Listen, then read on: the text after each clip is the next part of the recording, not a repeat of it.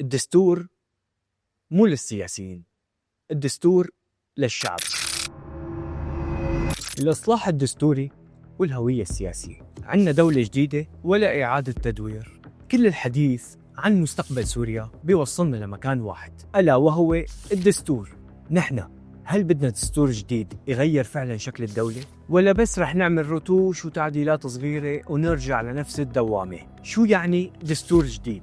فعليا هو العقد الاجتماعي بين الشعب وبين الدولة، بيحدد الحقوق والواجبات ونظام الحكم. لازم ينكتب بلغة قانونية مفهومة وبسيطة للمواطن، مو بس لخبراء القانون. عنا اللجنة الدستورية اتشكلت قبل سنوات تحت رعاية الأمم المتحدة، فيها معارضة ونظام ومجتمع مدني، بس النتيجة لحد الآن اجتماعات بلا شيء ملموس. طيب شو الخلافات الجوهرية؟ عنا أول خلاف هو صلاحيات الرئيس، هل تبقى واسعة ولا بتنحصر؟ وكمان عنا اختلاف على شكل النظام، هل هو برلماني مختلط ولا رئاسي؟ وفي شوية اختلافات على الهوية، هل سوريا دولة مدنية متعددة الأعراق والطوائف؟ لو أخذنا تجارب شعوب تانية، يعني عنا مثلا تونس بعد الثورة كتبت دستور جديد أعطت فيه صلاحيات أكثر للمجتمع المدني. عندك العراق واجه مشاكل طائفية كتير ولهلا ما انحلت هاي المشاكل. الدرس الدستور لحاله ما بكفي، لأنه هو بيحتاج إرادة وتطبيق سياسي على أرض الواقع. طيب شو بده السوري؟ السوري بده دستور بيضمن كرامته وحقوقه، يعني دستور بيمنع الاستبداد، دستور بيساوي بين كل المكونات بلا تمييز.